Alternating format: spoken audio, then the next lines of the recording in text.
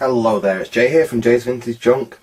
Now I know I said I wasn't going to do anything with the Merlin Tonto for a while yet, but I've got a few spare hours and I just can't leave it alone, basically. So I thought what we'd do in this video is we'd just see whether we can get this monitor to behave, and then at least we can see whether what the computer will do. Obviously, as we know from me buying this on eBay, that the monitor, when you tried it, emitted smoke. Now I'm pretty sure I actually know what's wrong with this, and it's nothing that's complex or is going to be a major fix. So I thought we'd just do a quick video and just see if we can just get this thing up and running. If we can get it up and running, we'll check some voltages, make sure that the power supply is outputting what it should be, and then we may even give it a quick try with the actual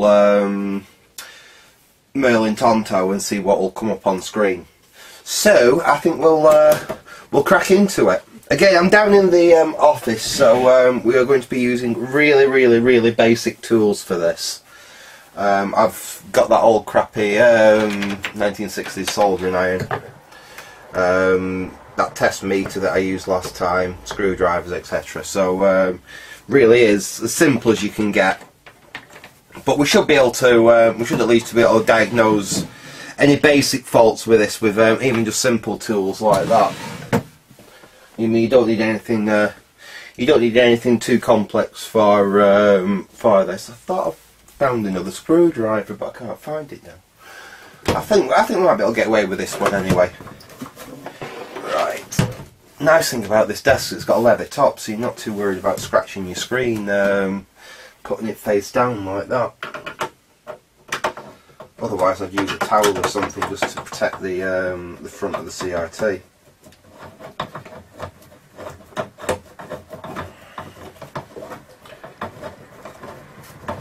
I think that's coming out.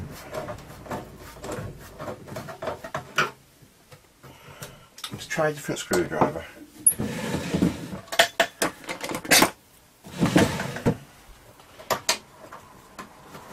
That is turning. That's better because I can get in with that a bit easier. Could really do with a much longer screwdriver. I think that's free actually. Let's try this one. That's tight. Let's see if we can crack it free with this one, and then try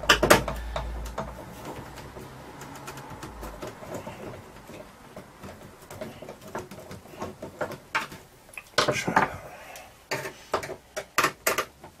Ah, there we go. That one was a little bit tighter, but that's freed off.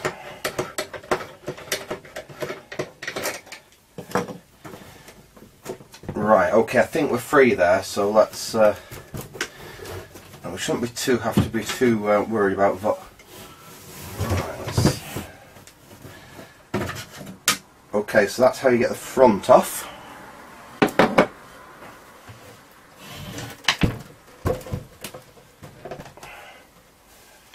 Now I'm guessing the whole chassis slides out of the case. Let's see. Yeah, that seems to be the case. Right, let's get that out of there.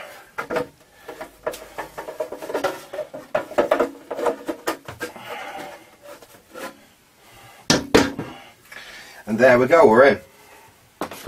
Now, I believe what we have here is, from what I was looking at online, I think we've got a very standard Philips video chassis here, which is basically what drives the CRT. Then on the side here,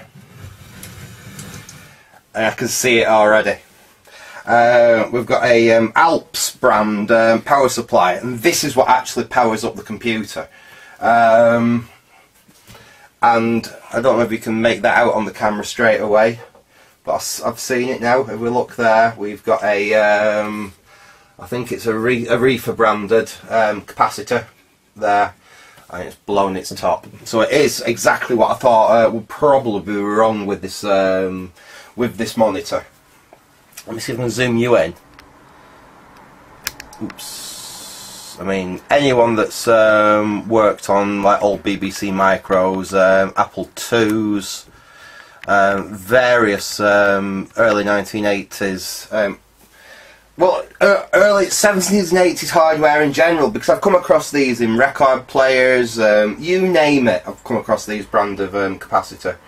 And it's always the one across the mains, and it always blow like that, if you can see. If you're in the room when one of these goes off, it's I can only describe the smell as like burnt toffee or something like that. It's not an unpleasant smell at first, but then it really starts to get to you, and I mean, you literally have to start opening windows to get rid of it out of the room. It's not particularly pleasant.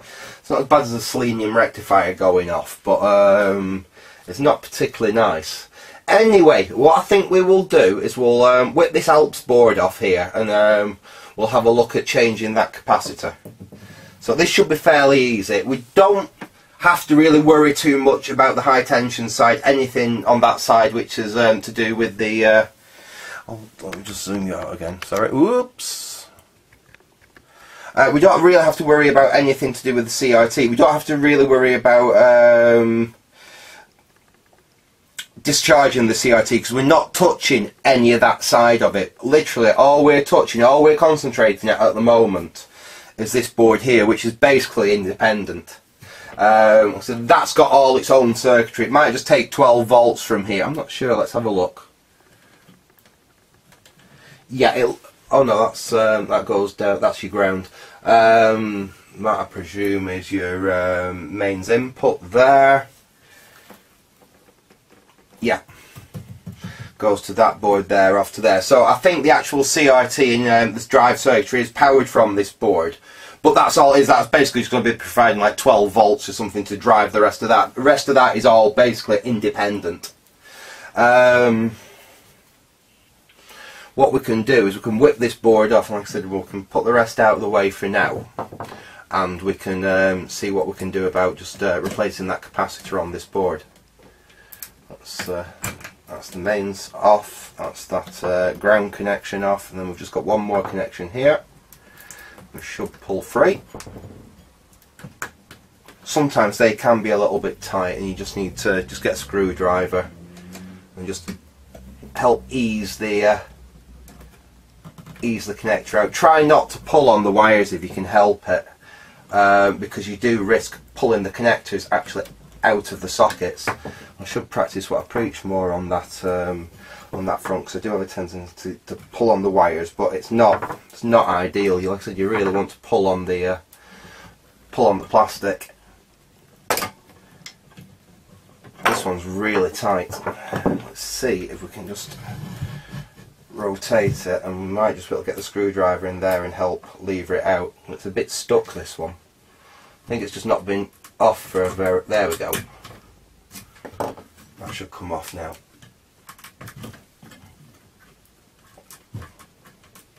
There we go, that's free. Let's get that out of the way because we don't want to risk.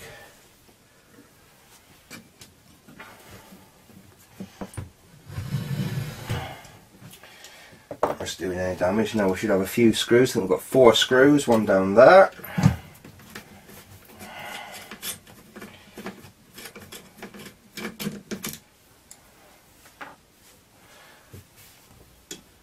One there.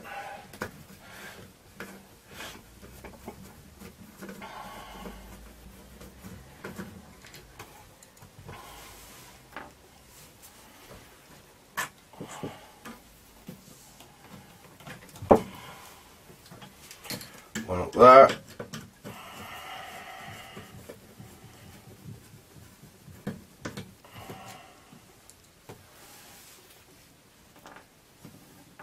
And then we've got one last one here, I think. Yeah, that's it. So we have to be mindful of them. You do have potential to have oops. Let's get that out of the way. I just noticed something drop on the floor as I took that out. That's a little plastic isolator. I think there was, oh no, there was 2 of them, I thought there was. So we've got to remember, I think these were on these back yeah, you can see a slight discoloration on the metal. On these back legs, there's a little thing that just goes on first before the screw goes in. There was only 2 of them though, so them obviously possibly don't need them.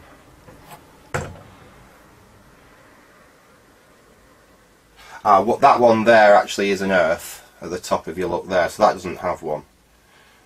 I presume there must be enough clearance around maybe that bottom one there for it not to matter too much, because there was only the 2 of them and it looks like they were on them back there. Anyway, let's get the that chassis out of the way and let's have a quick look at this. I'll get you down onto it. Ooh, there we go. There we are.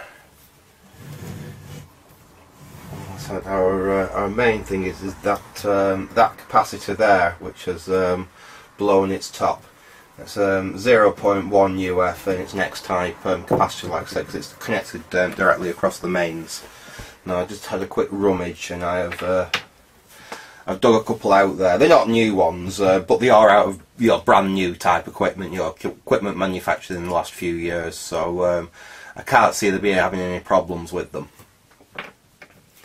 That one, we've got 2 different mounting methods here as well. That one's actually on little flying leads. They're actually proper wire leads. That's where that one mounts to the board.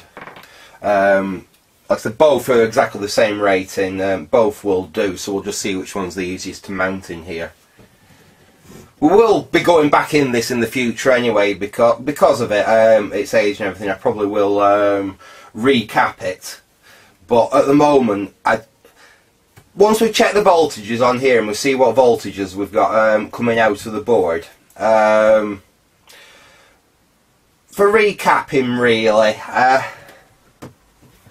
I don't know whether we won't need to just like I say, if the voltages are alright once we've actually checked it, it'll be good enough for our initial test anyway, and then we can worry about recapping it if we indeed need to. Appears to be dual voltage, this thing as well. We've got this wire here that says volts and it's on a 240 volt pin there. It probably set up, I can't see 110 volt pin, so it's probably set up so when you disconnect that it runs on 110 volts, and when you connect that it runs on 240 volts. That's quite nice. Like I said, I know that these were sold in Canada, and I believe there was a trial of them in the US, so I mean they would have needed 120 volt, 110 volt, whatever they run over there, as versions of them. Right, let's see if we can get this cap out and have no desoldering stuff down here, so we'll have to do it the old-fashioned way, just using a soldering iron. We're seeing it's only a 2-pin component, it's not too bad. We'll just heat that up, pull it out, heat that up. That's the old one out. That'll come out nice and easy. You can see how that really has blown its top. Let's have a look at the board. Not done any damage to the board, fortunately. And this board is marked for 2 lots of holes. So let's see if this this surface one. Look at that. That fits perfect. And what we'll do, because like I said, with no desoldering and stuff, and we need to clear the holes, one little trick you can do, whether you are using really basic equipment like this, you just push on the component. I've basically got the component lined up in the holes, but the holes are blocked with solder. So I've just put in some very gentle pressure on the capacitor, and I'll just heat this side of the solder up like that. See it pop in? I'll do the same on this side, just heat it up, pop it in. The capacitor's like perfectly in place there now. You take a little bit of solder, obviously we just want to put some fresh solder on there. We don't want to rely on that old solder, but because that's a salvaged capacitor anyway that I've used, there was still a coating of solder on the legs, so it's not as though you're putting a fresh leg into old solder. You just want to add a little bit of fresh now, just to freshen the joints up. Just like that. Same on this side, just heat it up. Like that, lovely. And there we go. Put the soldering iron to one side. In fact, I can unplug that now. just get that out of the way for the moment. Let that cool down. There we go. There's the new X-rated capacitor in place. It's exactly this. It's exactly the same value as the one that we've replaced. It's just because it's a modern capacitor. It's a very slightly smaller form factor. That's the only difference. That won't cause a problem at all with what we're doing. In fact, what we can do, just as a quick test to see if we have got any bad issues with capacitors, I'm just going to do my smell test. While we've got the board out like this where we can easily access it, I've got a hot iron here. And all I'm going to do is just round some of these capacitors here. I'm just going to run my iron round. Basically just warming up the PCB near the capacitors, and then I'm just going to have a little bit of a smell. And see if I can smell that telltale bad fish smell that you get when capacitors start actually physically leaking. Okay, this is not a hard and fast measure, but it will just let us know that we definitely do have capacitors which are going to be causing us problems. There was a very, very faint fishy whiff then, but not a massive stench like you normally get. Let's try that again. Yes, that one's, I think, is just starting to leak, but I don't think it's pouring out or anything. Let's try. Let's get in here and have a quick, just have a bit of a warm up. No, let's have a try around here.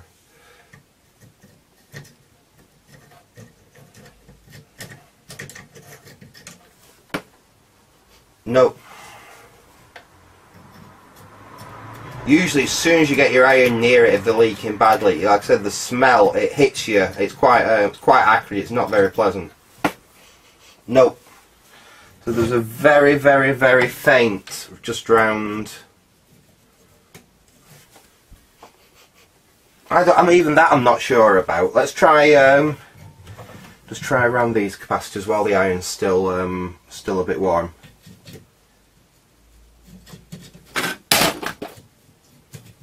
Sorry, that was just the plug dropping down. No, I can't smell anything around there. I know this might look a bit weird, but it is a really useful quick little test to see if you've got leaking caps in these old pieces of kit. And no. So I think, again, it just gives me that little bit more confidence about giving this thing an initial power up, that we know we've not got any capacitors which are absolutely really badly leaking up. And when I say leaking, I don't mean electrical leaking, I actually mean physically leaking, that they're leaking electrolyte out of the capacitor actually onto the board.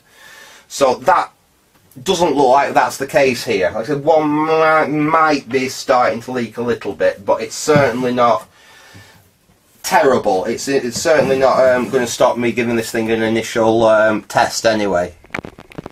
Let's get you back up there, and what we'll do is we'll screw the board back into place. In fact, this board's actually marked up, I think, what everything does. Yes, it is. Sadly not on the back, and sadly it's underneath the edge connector there. You can just make it out. There's AC, but I can't see what it says. But if you look further down, we can see we've got 12 volts, 12 volts, a couple of grounds, and then a couple of 5 volts. Now they're the ones that we're interested in, which are we've got 2 grounds there, we've got a couple of 5 volts, and then I think we've got some 12 volts there up at the top. So that's what we're going to be having a look at on the meter in a minute. Let's put that back in the monitor.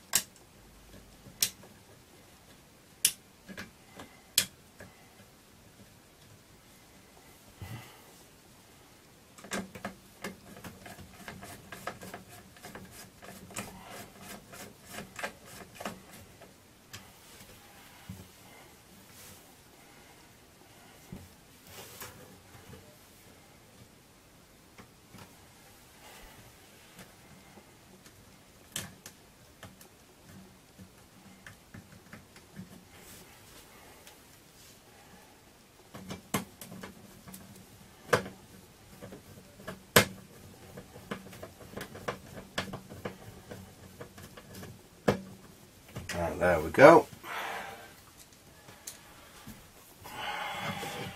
One last screw.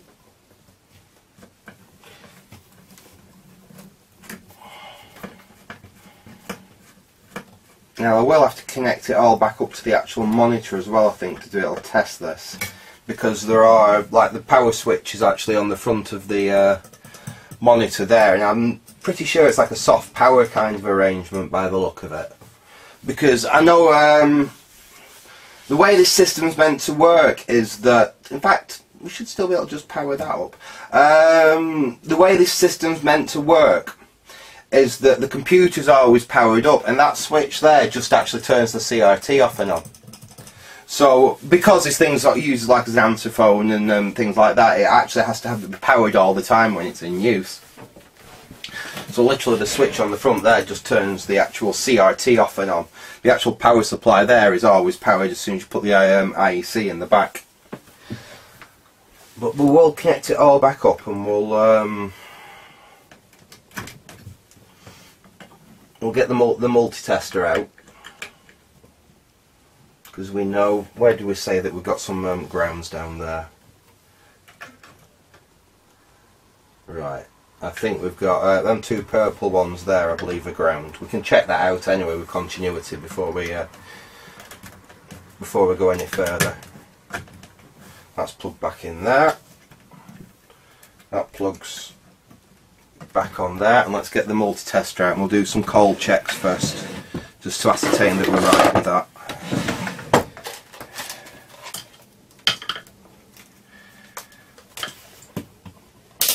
I should really put this back in the car, because I know one of these days I'll need it. I'll go to the car and it won't be there. Right, resistance we want. I'll set it right down to there. Sadly, it doesn't have a beeper on this one, I don't think. No, it doesn't. But at least we can, what we'll do first is we'll just ascertain that what I think is a ground is a ground. So let's try it to the chassis. Yeah, and we've got 0 ohms from there to the chassis. We'll just check it to that, what we think is a ground there. Yeah. So them two purples down there are ground. Hopefully them two wires below it should be 5 volts, and the two wires above it should be 12 volts. And that's really what we're interested in, because that's basically what the computer runs on. So we'll set this to volts DC. I don't know whether you're going to be able to actually see the meter on this. I'll try zooming you. Like I said, I don't know whether you're going to be able to see that, because the front of my meter is actually smashed. But we can give it a try. So we're set up like that.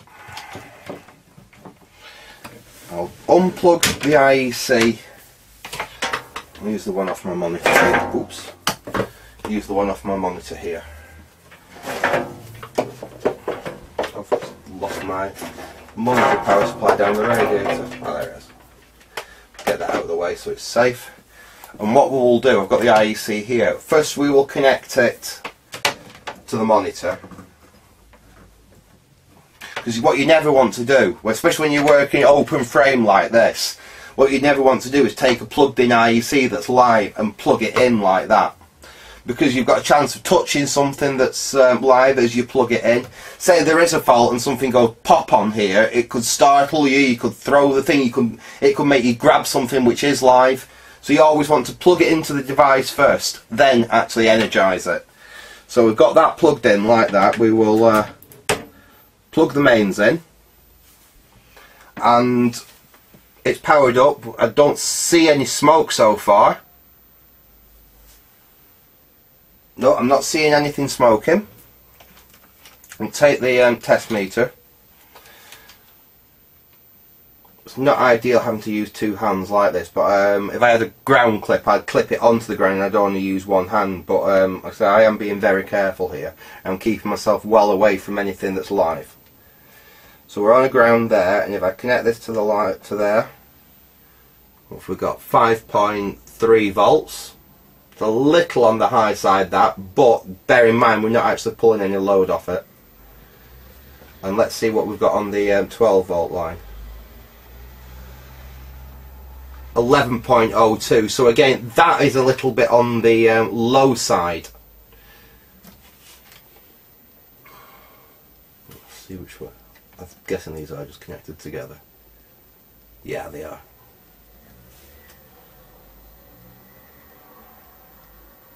Let's see what that next one is. Ah, that's our minus 5 volts. And that... Whoa! And that's why you have to be careful when you're working on these things. Right. Well, something didn't like that. Let's just unplug.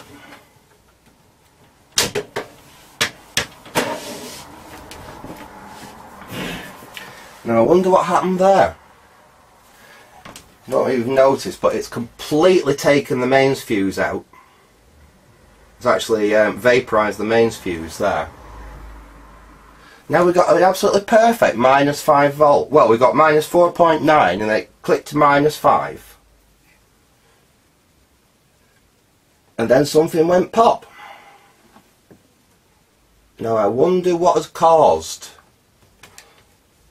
the mains fuse to go so violently like that.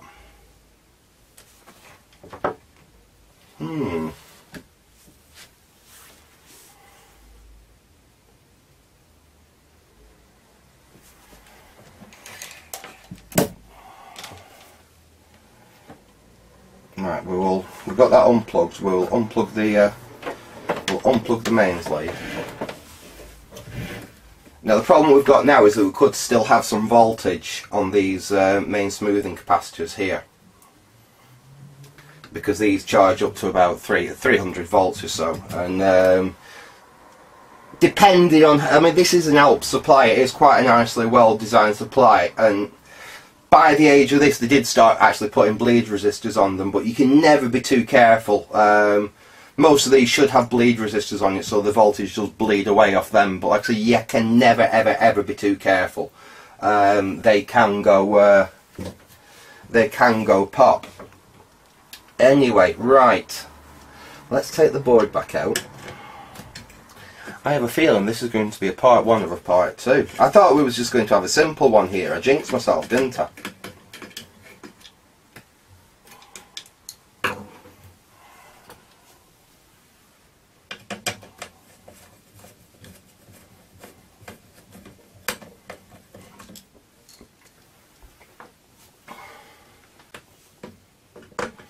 I really did jinx myself. Hold on, before we take them out, let's get them connections disconnected again.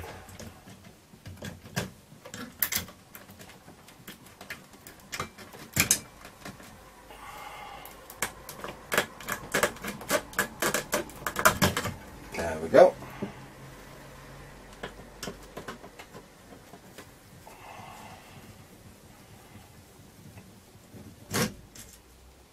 Whatever happened then? Something very high current went short circuit.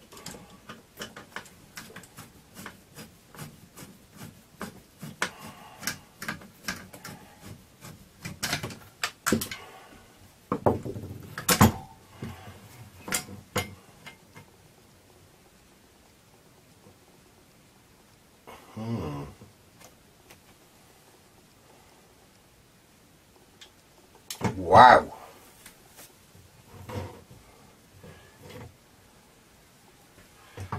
There's a switching transistor down there, and I don't know how I'm going to get you in to actually see this. This is impressive.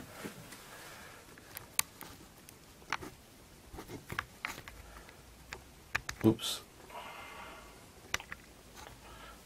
I'm going to be able to get you into, I don't know if you're going to be able to see this, but can you see right down there? Let me get you on the, move the camera. I can see where I'm pointing there. Don't know if you can make it out, but that transistor there, it's actually blown the entire top of the transistor off. I can see the 3 tops of the legs sticking out where it's literally, it's blown the entire top off the transistor. And that is one of the reasons why I like to check voltages, why I didn't want to just...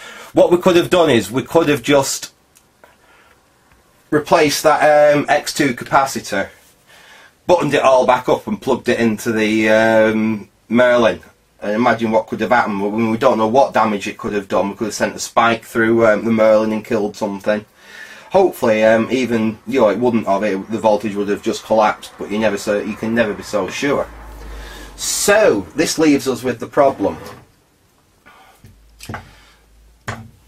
I think we're going to find it very difficult to find one of that, a power supply like that.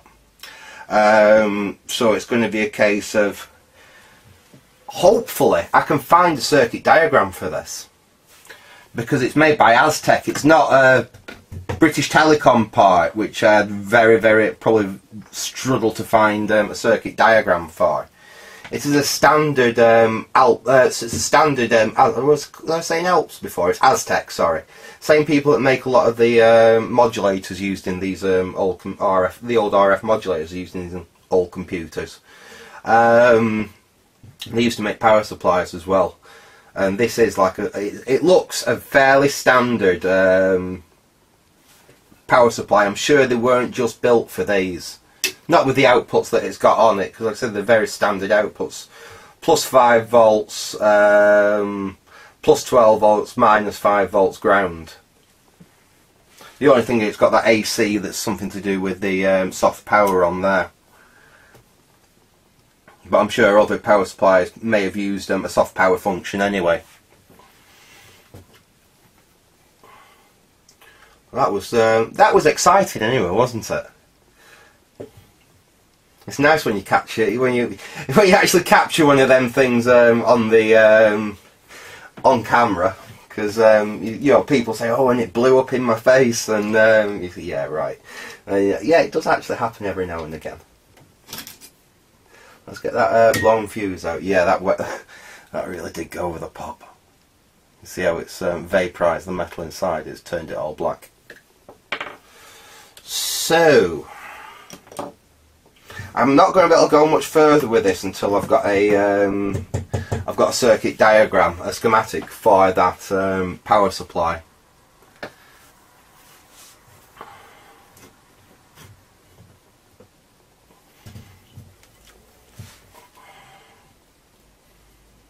I've got a fair bit of corrosion on the back of there as well. I hadn't actually noticed that. You can see here, there is a little bit of corrosion on the... I didn't notice that before. I wonder if that's... yeah, some of them solder joints are very... like that one. The solder's literally just crumbling away. It's like it's crystallised. And that one. Have got any capacitors around that area?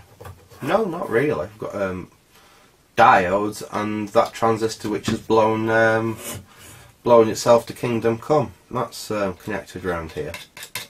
That's going to be one of the biggest problems as well, is that capacitor, that transistor. It's cremated. There's nothing left of it. Like I said, we've just... Oh, hang on, we might have got lucky.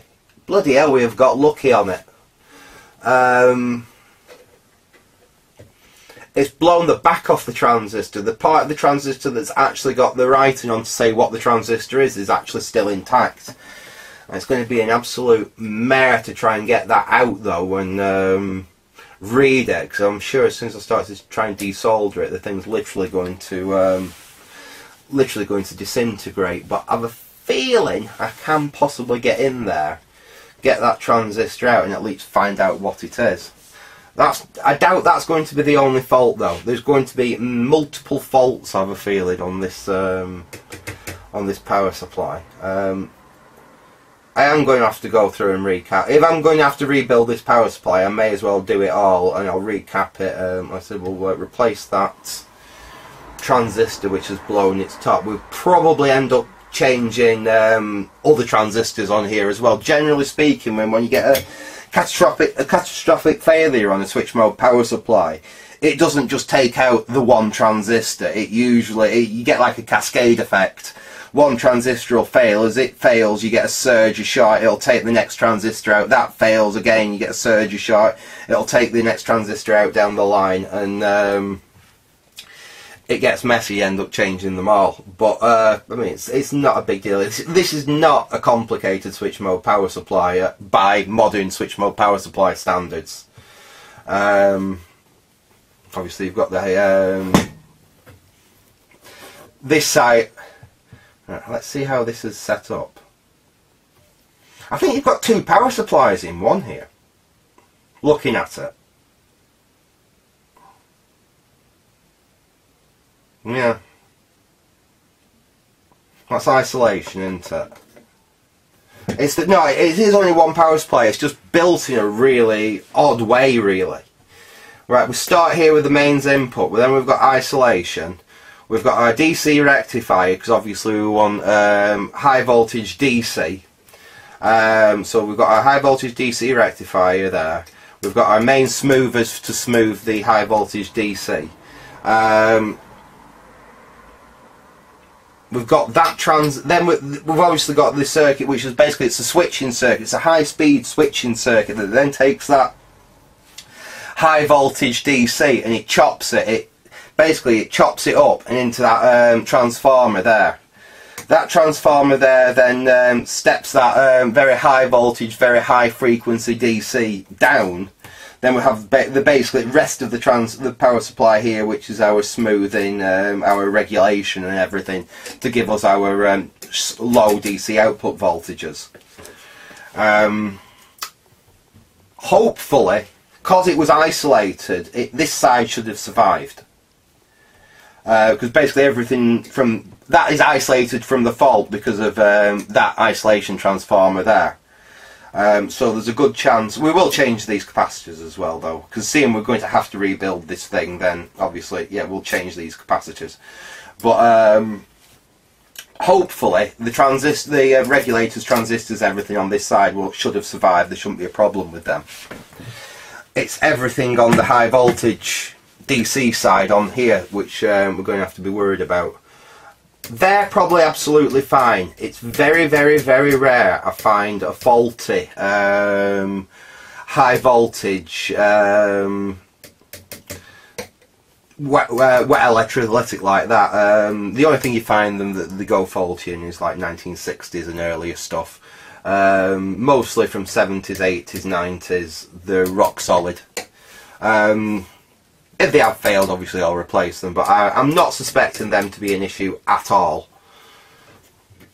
The other capacitors, like that small electrolytic there, yeah, that'll get changed. We'll check the rectifier there. That could be an issue. We could have part of the bridge shorted, which was putting a lot of ripple onto the circuit. There's a technically that could cause issues. That could possibly blow something.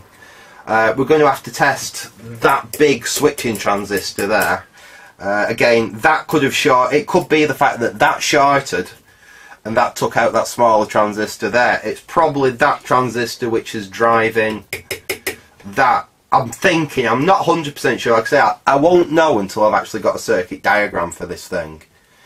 But it looks like we can repair it. We've got a lot of diodes down there. They will all need testing. Some of them are probably high speed diodes as well. They will all need testing because there's a good chance it's blown a few of them. So unfortunately, people, we're not going to be seeing if the Merlin Tonto runs today. That's going to be out of the question, I'm afraid. But at least you've seen what happens sometimes when you're trying to repair these things. What can happen with this old equipment when you are working on it, you know. You have to be aware that there are risks, there are dangers.